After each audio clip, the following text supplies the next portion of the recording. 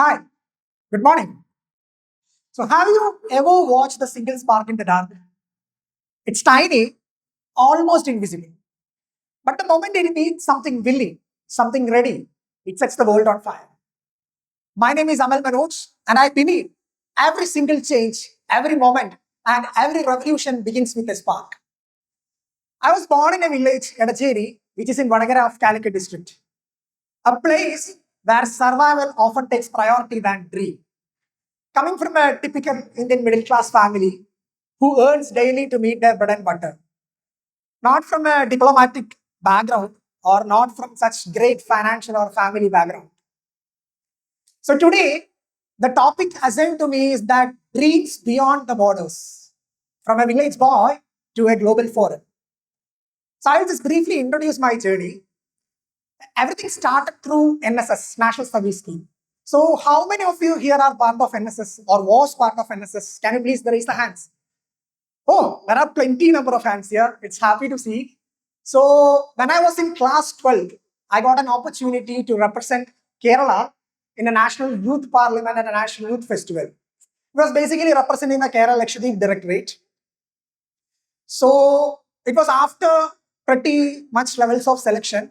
And as I said, I was a winner in Kerala State School, Kalutsulo, in Monarch and Otandulu. I think everyone know Otandulu, right? Right. The facial makeup with the green facial makeup, somewhat similar, silly look like Kathakali. So that also helped me in achieving this selection. So there were thousands of volunteers across the country, and I got an opportunity to perform there. And also, I grabbed the opportunity of being the spokesperson of Kerala in National Youth Parliament. And we were not aware that they were monitoring the participation. And from that thousands, they were shortlisting few. Fortunately, I could be one among that. And after that, I got NSS award. And on the basis of all these achievements, I got an opportunity to represent India in India China Youth Delegation program, which was by the Ministry of Youth Affairs and Sports, Government of India. So in 2019, I think when I was 18 years, I stood in a foreign soil, not as a tourist, but as India's youngest youth ambassador to China delegation.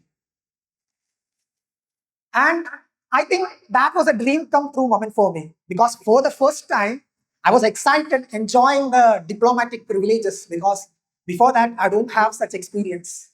And we was being escorted by the Chinese officials and the diplomats. We was there around 10 days and we was covering most of the aspects of China, most of the places, that mean the social, economical and historical perspective, in the scientific perspective. And I was a bit nervous, thinking that what someone like me, an 18-year-old boy, can contribute in the rooms of diplomats and delegate. But I could give my best. And on the basis of my performance there, and on the basis of final report submitted to the ministry, even though I was the youngest in the team, I was selected as the best. That day didn't change the world, but actually it changed me. And something that good to begin. After that, I got many opportunities through various summits like the G20 Summit, being the speaker of the Y20 Summit, being the speaker of United Nations Foundation, being the delegate to the COP Summit, being the delegate to the United Nations events, to the Raisina Dialogue, to the BRICS Summit, to the ASEAN Summit, and many such events. And I got the opportunity to interact with most of the world leaders, the excellencies, the presidents, the prime ministers, the former prime ministers, and the diplomats of most of the United Nations countries. And I got an opportunity to share my vision and my view one-on-one with them as a representative of the youth, as a voice of the youth. So today, I'm here not to say this journey was easy. I'm here to say it was possible. Basically, in my village, people don't ask, what do you want to be? Or what's your dream? They will just ask, when are you going to get a stable job? And when I said, I want to do something different, I want to follow my passion, I want to leave my signature, not just my footprints, they just looked at me. And I can totally understand because someone like me who is surviving each day, dreaming anything beyond that, was something unimaginable. But I don't want to just survive, I just want to serve. I want to speak and I want to contribute. And I think one of my blessings was that I got a parents who supported in my dreams. And those all the parents who are watching and who are sitting here, don't ever pass your dreams to your child. Let them dream. Just support it. Let's be real. When you try to start doing something different, people talks. Right? Am I right? The society surrounding you will set an invisible glass ceilings to your dream, sometimes based on your background, sometimes based on your financial situation, sometimes based on your social circumstances. And if someone start dreaming beyond that, they will try to suppress you. They will just pass comments on you. They will try to laugh at you. Even they will isolate you. And even they told that I was mad. And I remember once in a newspaper, it was in my childhood, I mean my school days, I saw a photograph of some World Summit in a newspaper or in a magazine. And I told I want to be there once. A dream that seems impossible for someone like me, especially at that point of time. I just started working on myself, on my hobbies, and I just utilized each and every opportunities without thinking whether it's big or it's small, just to improve myself, improve my skills. And first, I started making mistake, and obviously, as usual, people start laughing at me. And again, I did the same, and people thought that I was really mad. And without minding the age group, even the elders, even my peers started making fun, thinking that a useless mad boy just chasing illusion. And one day, I think when I was in class 7th or something, one of my relatives came to me and he was well settled, he was well financially rich. And it was, I think it was in some family function or some social gathering event. And he just came to me and asked, who do you think you are? Why are you so serious about your dreams? And he also added, you will burn out before you shine. At the time, it hurts a lot, especially for a schoolboy. But something inside me said that let them tell whatever they want. Just don't stop. Because deep down, I believe they were just laughing at you. They were not just laughing at your dreams. They were laughing at it because they didn't even understand it yet. And they were laughing at you now, not you tomorrow. And now I knew the only thing that really mattered was that I didn't stop. I'm not the smartest or the most perfect person. I'm not the best speaker, or I'm not the best youth advocate of the country. As I said, I didn't come from a diplomatic family or a diplomatic background, and no legacy. Just one thing, the courage to show up and the strength to say yes to every single opportunity that come my way. So realistically speaking, just tell me honestly, is there anything limiting you? Is there anything limiting you in achieving your dreams? Yes, yes, there may be plenty of things, right? For me, getting into these world forums or getting a space among the world leaders was difficult with no such backgrounds.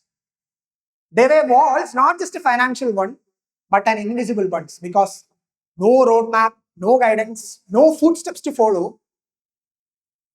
Just one thing. I have a courage, I have a mind to face everything.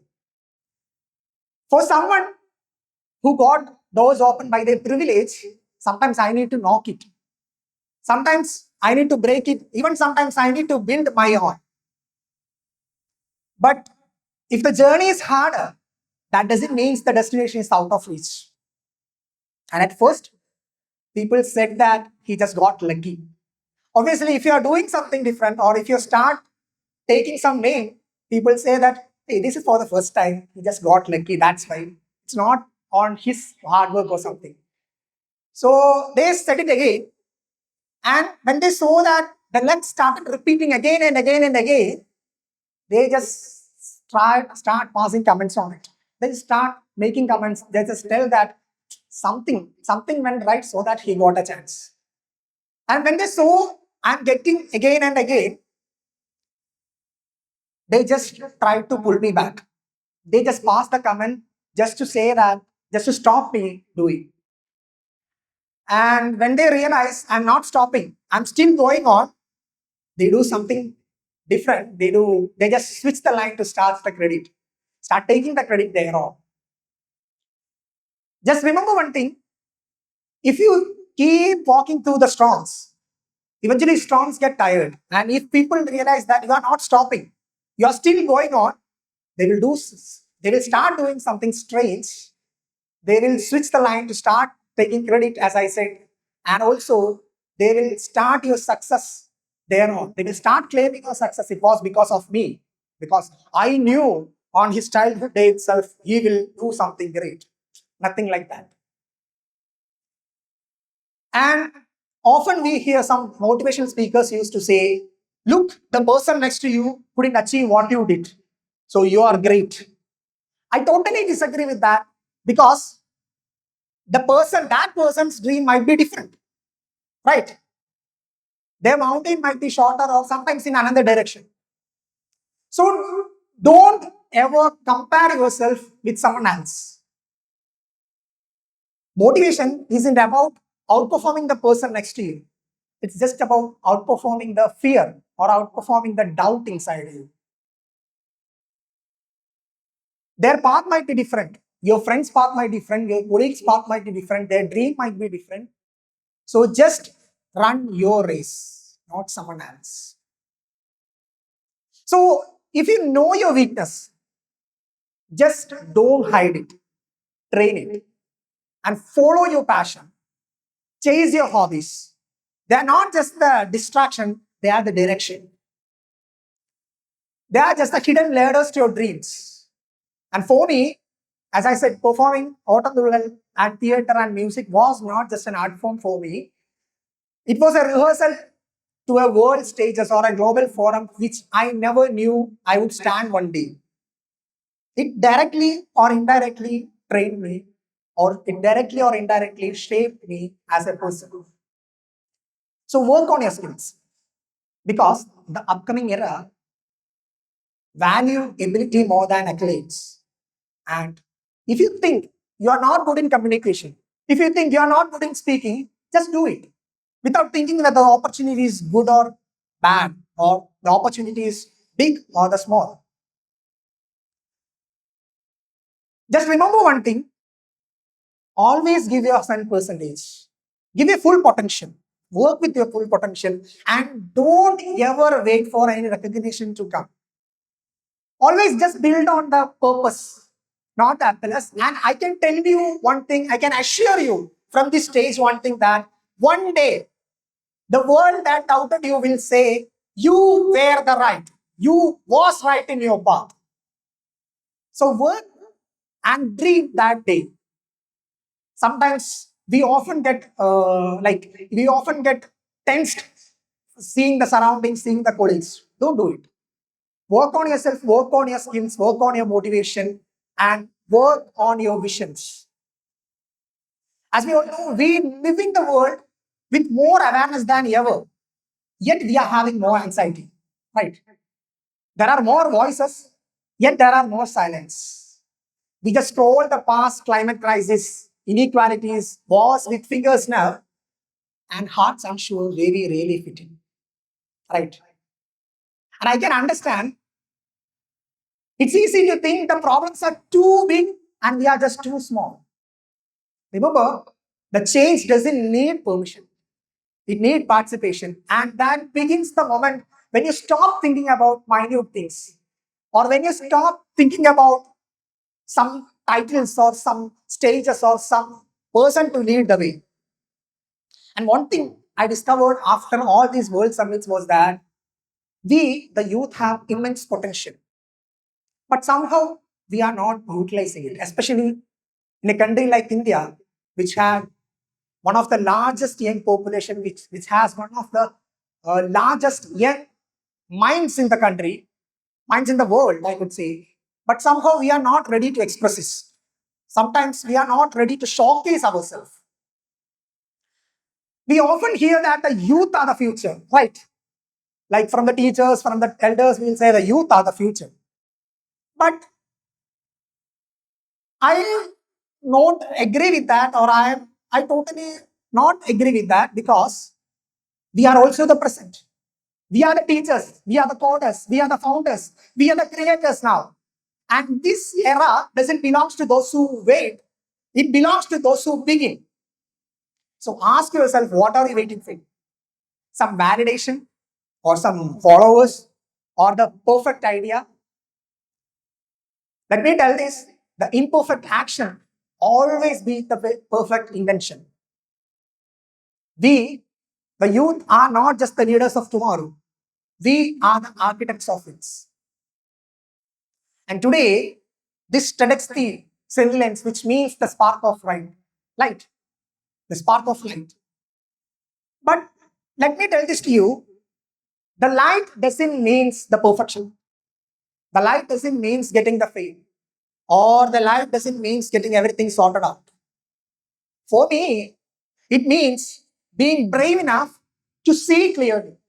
And for me, it means being bright enough to help others to see too. So if you're sitting here wondering if your idea is enough, or if your story matters, if your voice could make some difference, let me tell this to you, you already are enough. You don't want to be the loudest. You just need to be real. You just need to be real in your dreams. You just need to be real in your vision. If I, with no spotlight, no guidance, no roadmap, could stand here today, I think everybody can stand here. You don't want to be in a global summit to make difference, or you don't want to be in this side to be a leader. But yes, you do need courage to show up, to speak up, to stand up, even if your voice shakes. Because the world isn't waiting for next superheroes to come. It's waiting for you to stop thinking and start showing up. Maybe, just maybe, what you begins today becomes the light someone else waiting for you. Thank you.